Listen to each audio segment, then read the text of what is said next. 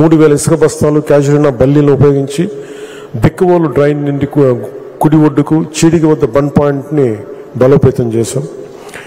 AP state disaster management authority హెచ్చరిక అందిన వెంటనే కాకినాడ జిల్లాలోని 21 మండలాల్లో మొత్తం 60 పునరావాస కేంద్రాలను గుర్తించాం. 6 మండలాల్లో పునరావాస కేంద్రాలను ప్రారంభించి బాధిత కుటుంబాలకి వసతి కల్పించేందుకు అవసరం ఏర్పాట్లు చేశాం. 9వ తేదీ రాత్రి 5000 మందికి భోజనం అందించాం. 15వ తేదీన ఉదయం 5000 మందికి అల్పాహారం, 8000 మందికి మధ్యాహ్నం, 10,000 మందికి రాత్రి భోజనం అందించాం. గర్భిణీల్ని బాలింతల్ని సురక్షిత ప్రాంతాలకు తరలించి పౌష్టికాహారం అందించాం. కిర్లంపూడి మండలం వీరవరం గ్రామంలో 15 మంది 20 మంది సభ్యులతోటి ఎస్డీఆర్ఎఫ్ బృందం సహాయక చర్యల కోసం మోహరించి ప్రజల తరలింపు కార్యక్రమం నిర్వహించాం. పిఠాపురం మండలం రాపర్తి గ్రామం, కిర్లంపూడి మండలం రాజుపాలెం గ్రామంలో 15 నుండి 20 మంది సభ్యులతో కూడిన 2 ఎస్డీఆర్ఎఫ్ బృందాలను రక్షణ సహాయక చర్యలు నిర్వహించాయి. మొత్తం 120 మంది ఆర్మీ సభ్యుల సహాయ చర్యల కోసం కాకినాడ జిల్లాకు వచ్చి కాకినాడలోని ఏపీఎస్పీలో బస చేసి పెద్దాపురం మండలం మార్లో గ్రామంతో పాటు ఇతర నివాస ప్రాంతాలకి సహాయాలు అందించారు. పౌర సరఫరాల శాఖ ద్వారా నిత్యావసరాల వస్తువులు కిట్లు సంసిద్ధం చేశాం.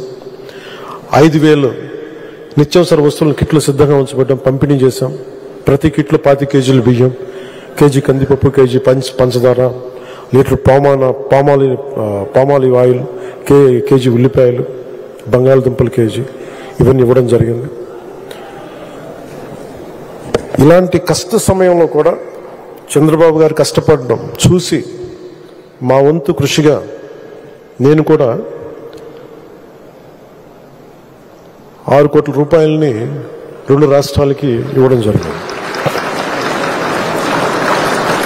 అంటే మాట్లాడితే ₹1 కోటి అనౌన్స్ చేసి ఈ రోజుకి ₹1 కోటి ఎక్కడుందో తెలియదు. ఆయన మన మాటలు చెప్పలేదు, నిలబడ్డాం. అలాగే మేము ఒక క్యాంపెయిన్ స్టార్ట్ చేసాం.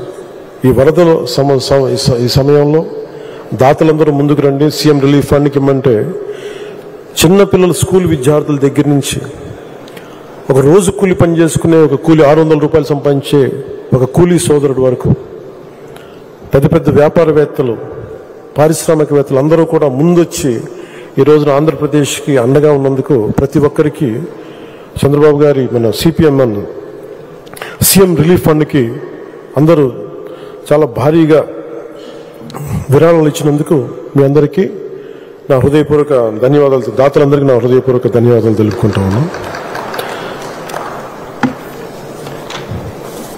నాకు ఈ అవకాశాన్ని ఇచ్చిన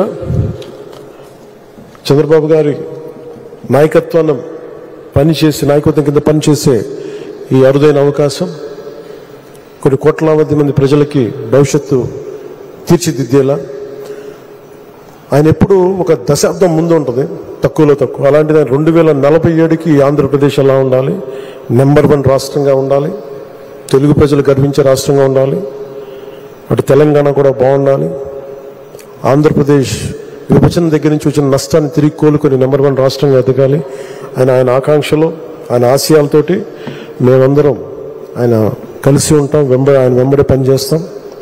ముఖ్యంగా ప్రధానమంత్రి శ్రీ నరేంద్ర మోదీ గారికి ఈ కూటమిని ముందుండి ఇంత అద్భుతమైన విజయం సాధించిన తర్వాత ఆంధ్రప్రదేశ్ ప్రజలకి అండగా ఉన్నందుకు ప్రత్యేకించి నరేంద్ర మోదీ గారికి నా ప్రత్యేక ధన్యవాదాలు వారి చేతులెత్తి నేను నమస్కరిస్తున్నాను.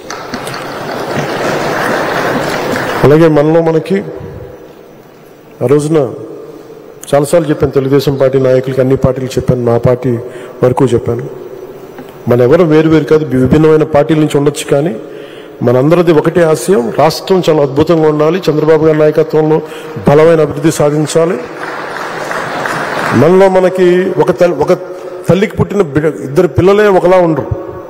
అలాంటిది 3 విభిన్నమైన పార్టీలు, కానీ ఆత్మ ఒకటే. So Bharatiya Janata party, Telugu Desam party, Janasena 3 వేరుగా కనిపించచ్చేమో కానీ వాళ్ళ గుండె లోపల మోగేది ఒకటే గుండె చప్పుడు. జై హింద్. పవన్ కళ్యాణ్ గారికి ధన్యవాదాలు తెలియజేస్తూ ఇప్పుడు తెలుగుదేశం పార్టీ జాతీయ అధ్యక్షులు, రాష్ట్ర ముఖ్యమంత్రి అయినటువంటి శ్రీ నారా చంద్రబాబు నాయుడు గారు యొక్క సందేశం కోసంగా కోరుచున్నాం.